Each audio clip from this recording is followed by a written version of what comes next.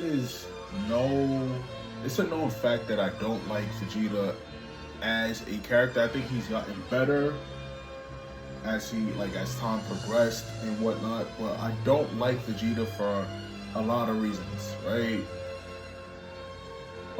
One of them being that all the bullshit that he did early in life. When Goku tries to do it, now it's a problem. Oh, Goku's a stupid character, but when Vegeta was doing it, yeah, it's fine.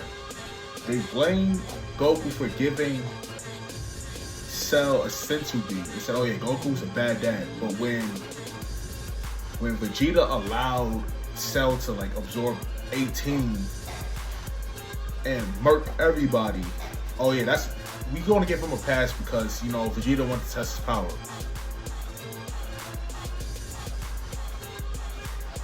Explain to me, how does that make sense? I don't like him, and I don't like Vegeta, bro. I'd be happy when he gets his ass beat. I'd be so happy. I'd be laughing at it too. When Kid Buu was beating his ass, I was laughing. I didn't give a fuck about his speech. When he blew himself up, I did not care. I didn't feel bad. I was laughing. Actually, there's a whole video of me reacting to that part, but I'm gonna keep it a buck now. I'm gonna keep it a buck. I was laughing on the inside. I did not feel nothing when he blew himself up at all. I didn't feel nothing. That's how much I disdain Vegeta, right? And his fanboy legion. I don't like him. I don't like y'all. I don't like y'all because y'all don't make sense. Anyway, you about to see how strong Manga Vegeta is. If you're new to the channel, make sure to subscribe and smash the like button for your boy. Subscribe please, thank you.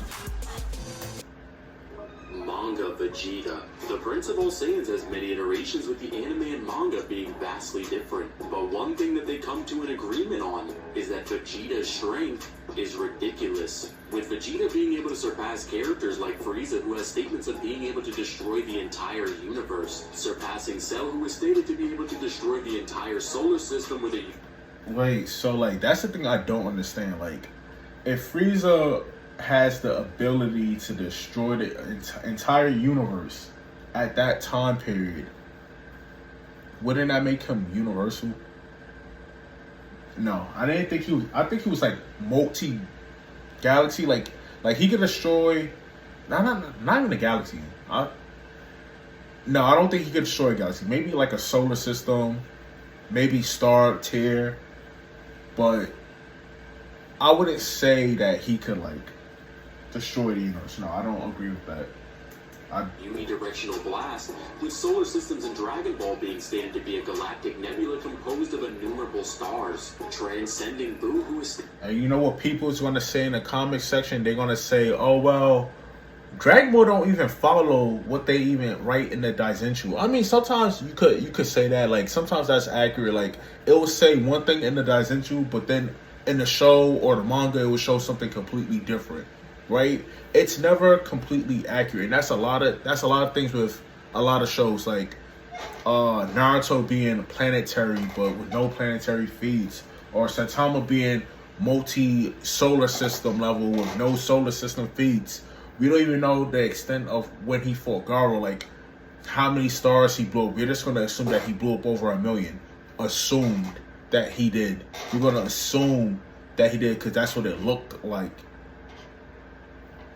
But, stated that he could destroy the entire universe in a poof, and now Vegeta needs to survive. So, based off what you just said, right, Frieza and Buu are in the same tier bracket because Frieza has the ability to destroy the universe, according to what you said, and so does Kid Buu. Alright. Past the gods themselves. Beerus, the god of destruction, has awoken after 39 years, traveling throughout the universe in search for a being that will fulfill his premonition, a divine Saiyan, a Super Saiyan god. Beerus travels to King Kai's planet and fights against Vegeta's rival Kakarot as a Super Saiyan 3, and Beerus Smoked is able him. to defeat him in only 2 blows. But when royalty needs something done, he has to do it himself. Beerus travels to Earth and arrives in the presence of the king. But what is a king to a god? And what is a god to a non-believer? Vegeta... If you don't know where that's from, Dragon Ball Z. I forgot what movie it was. I think it was the Broly one, where Vegeta said that to Broly. Oh, what? Yeah, what Vegeta said to Broly or whatever. I don't remember. Breaks the Queen of all Saiyans and becomes even stronger than Kakarot as a Super Saiyan 3 and proceeds to pummel Beerus. But he's called the God of Destruction for a reason. Beerus defeats Vegeta with the only way for the prince to win is to become a god. The Z-Fighters summon Shenron. He still doesn't win, by the way. Like, even with all the training that he's been through, we know how he goes to Vegeta. He always gets cooked, and it's hilarious. And he tells them how to achieve divinity. Y'all gonna call me a hater, but in the beginning of the video, I stated why I don't like Vegeta. I don't like him at all. I don't. 5 pure-hearted Saiyans must infuse their light into a 6th. All of the Saiyans put their power into the light and the darkness, and Kakarot becomes a Super Saiyan God. Kakarot is so powerful that his clashes with Beerus that was stated by Old Guy who resides in the Kaioshin realm that exists outside of the universe, that their punches alone would destroy the entirety of Universe 7. The Universe 7 macrocosm is a collection of 7 different spacetimes that are stated to be infinite in size, and the afterlife in particular was stated in the Daisenshin for a World Guide to be a transcendent existence above. I feel like if Dragon Ball actually like applied the things that they said in the Daisenshu into the show, right? These characters would be way more powerful than what like they really are. Like, they're strong, but like they're not as strong as what they could be. Of the living universe, and in the Dragon Ball Super Exciting Guide was stated that the afterlife transcends the concepts of space and time multiple times. Vegeta's Saiyan blood drives him to surpass his rival and trains with Beerus' attendant Whis and achieves Super Saiyan Blue, with Vegeta training so hard that he's able to match Kakarot, who, contrary to common belief, was able to retain his universe-destroying power in his base form. As it was stated in the Dragon Ball Super anime comic that is canon to the manga, that Super Saiyan Blue is achieved when a Saiyan with the power of a god goes Super Saiyan, and was even stated in the Moro arc of Dragon Ball Super that Dende couldn't restore base Kakarot's power because his ki has reached the level of a god, and now Vegeta as well has the power of a god in his base form. Vegeta now finds himself in a fight with the strongest beings in the multiverse and takes on the fighters of the 6th universe, and is now face to face with the Hitman of Universe 6. With Hit having an interesting abilities, he's able to time skip 0.2 of a second into the future. You know what's funny? Like, I was just having a little debate in the comment section with one of the subscribers or whatever, and we was talking about this exact, moment right here. We was talking about this, right? Whis was like, Vegeta can't use 1/10 of his power here in Super Saiyan Blue. That's why he was struggling with Hit. I'm like, so there was no ki drain when he was fighting Frieza, like, at all. There was no ki drain when Vegeta turned Super Saiyan Blue for the first time. There was no ki drain for him. He was just beating up Frieza, right? Okay. I then said that, okay, well, according to what Beerus said, Super Saiyan God Goku is stronger than this Vegeta and that Hit during that time, which is why he beat, Hit's time skip in the manga, and he didn't have to use Super Saiyan Blue Kaioken at all. And it was revealed that Vegeta could have defeated him, however the access energy output of Super Saiyan Blue only allowed him to use 10% of his power, meaning Vegeta can defeat warriors that can literally travel into the future using this new Super Saiyan Blue. It's a hyperbole. Whoa, what the fuck? Hyperbole. Hyperbole. What the fuck? I say this word all the time. I can't say it now. That's crazy. Vegeta now finds himself in his son's future timeline and takes on the Saiyan copycat, the Supreme Kai of the 10th universe, Black. Vegeta has gotten so powerful that he's able to completely body this literal god using Super Saiyan God alone.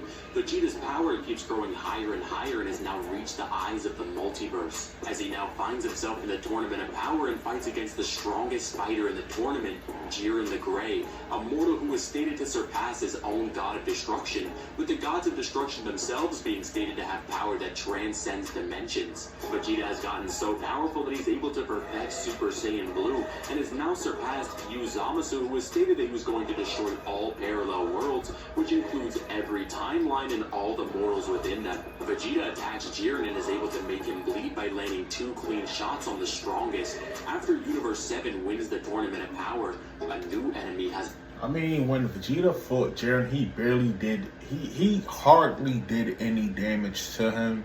Let's be honest, he didn't really do much at all. Like, I get it, like, Vegeta, he's a strong character, right? Like, you know, sometimes he's stronger than Goku, sometimes he ain't. But we know who, like, I want to see you do, like, how strong is Manga Gohan once Beast Gohan makes his debut in the manga. That would be pretty dope. I can't wait for that. Yeah, like, I could like Vegeta, it's just that I don't has arisen. Moro the Planet Eater has been in prison for thousands of years, has escaped and is consuming countless planets, becoming stronger with each one. Vegeta decides the only way to become more powerful is by learning from a race of weak fighters, the Yardrats. The same aliens who taught Kakarot how to use instant transmission and where he mastered Super Saiyan to the point where he could use it at will. Vegeta arrives on the planet and goes through meditation, unlocking a hidden power within himself. In the end, Vegeta was able to master one of the most difficult techniques that perfects his ki control, Spirit Vision. Vegeta was able to pick up on Spirit Vision and instant transmission in only several months of training, with Kakarot needing an entire year just to learn the basics. Vegeta uses instant transmission. I feel like that's not a fair comparison, considering the fact that, like, when Goku just got Super Saiyan, whoa, I can't speak. When Goku just got that transformation, he was still learning, right?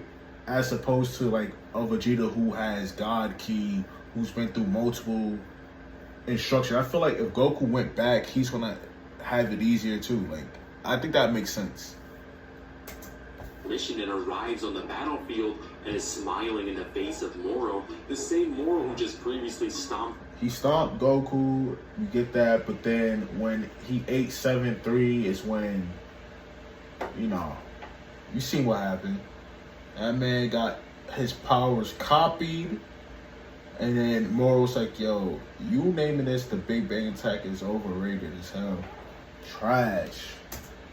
Without Omen 4 UI Goku, and now the King's battle begins. Vegeta unleashes a fury of attacks on Moro and they're actually doing damage, with each of Vegeta's strikes hitting harder than the last. But that's not all, as Moro seems to be getting older.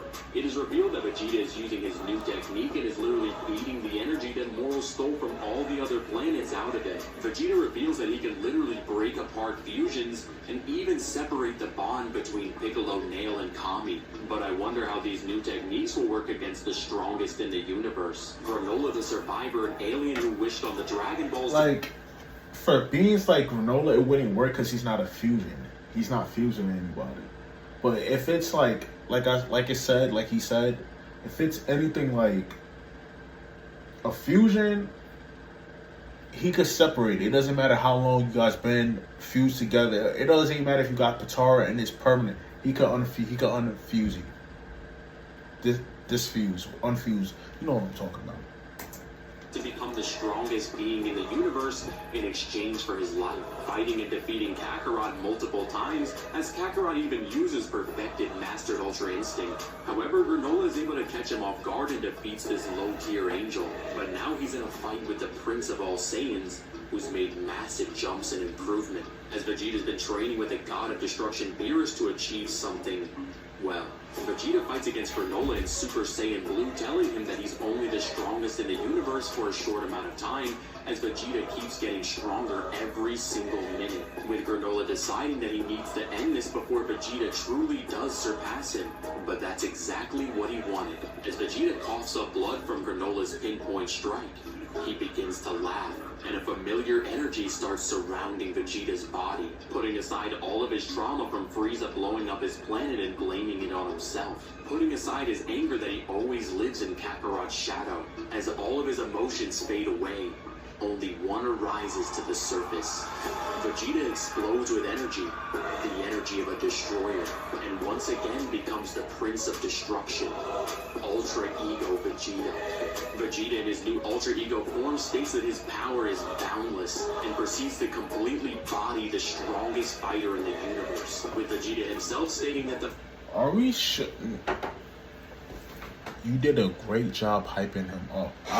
Listen, if I was somebody who did not read the manga, we know what happened. Bodied is such a strong statement because that's not what happened. They were about even. He's fighting Granola. It was about even, and then Granola started punishing him, started body bagging him until Granola's about to use that one attack that was gonna kill both of them, and then Goku had to stop. He'd be like, "Yo, guys, you gotta stop." This, that, and the third. So I don't know, like the words that are used to describe Vegeta sometimes is funny. I find it funny. The more damage he takes, the more powerful he becomes. I guess it's true. Even the strongest fighters in the universe experience fear. Vegeta fights against another wishful opponent who wants to become the strongest in the universe. He didn't have the same energy for when Black Frieza pulled up. It was a different story. Gas. With Gas being so powerful that he's able to take on Kakarot and Vegeta at the exact same time, but not for long. As he stated before, the more damage he takes, the stronger he becomes. And the more damage he takes, the more he's about to get knocked out of his form. And this is the second time he's made the strongest being in the universe cower in fear. Manga Vegeta scales the complex multi to Outerversal with infinite... Okay, I'm done. I'm done. Hold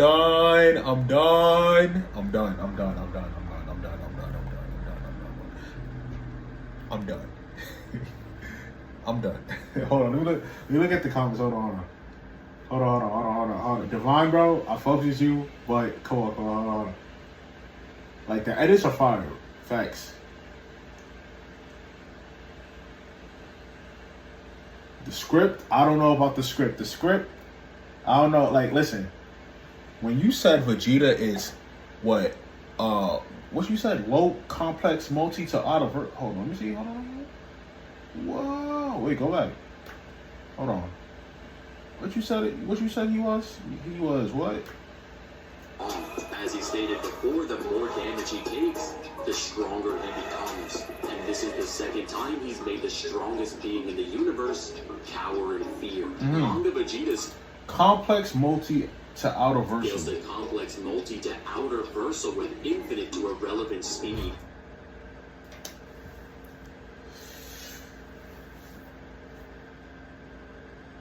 I mean, I was always a fan of Vegeta over anyone else. I always felt that even though Toriyama has stated he hates Vegeta and does stuff to mess him up, the fact that fans love him is why he's gotten so far.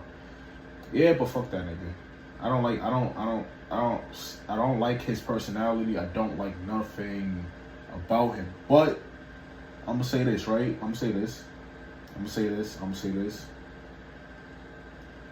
I don't know how you animated this, or not animated, but like the editing is top tier. Love the editing. But this right here, my fans would have been like, hey, so complex multi, because if Goku's like what, low complex multiversal, some have him at high complex multiversal or whatever. I don't know, bro. Like I don't know. In the end, Vegeta has come a long way since being Kakarot's lesser, and is now making the strongest fighters in the universe cower before him, because you may be able to damage him at... But why he didn't have the same energy when he fought Black Frieza, though? Where was all of this? He didn't make Black Frieza, you know, cower in fear, and he's the strongest person in the universe right now. So what happened?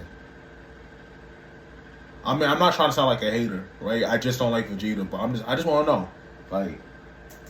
First, but in the end, he doesn't even feel it. What's up, guys? It's Divine. If you guys did enjoy this video, do me a favor, hit that like button, subscribe, and turn on those bells so you never miss an upload. And tell me in the comments, who do you think is stronger, Vegeta's pride versus Vegeta's ego? That was fire. That was cool. I'm gonna say this. Vegeta, fuck that nigga.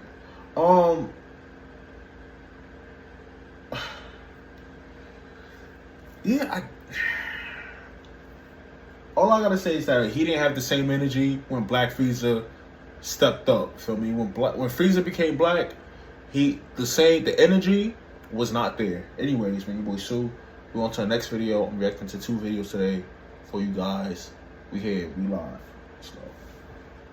Now New Orleans, got the pack from New Orleans. They snoring, we scoring. I'm high, I'm soaring. My clothes, they foreign. My girl, she gorgeous. The clout, enormous. The winds, we hoarding them. The gas, I'm flooring it. My foot on the pedal, I'm going for extra. Rappers, the niggas, they not in my sector. Sharp as the nigga, I feel like a vector. Time is gon' pass, I get paid by the second. Million or less, I cannot accept it. I flip the pack and return my investment. Fully the best in that bin, I contested. I ain't no freshman, I'm a veteran. I just success it. Then I next it. Let baby hit me up, refreshment. She like my paper, she stretching. It ain't no paper.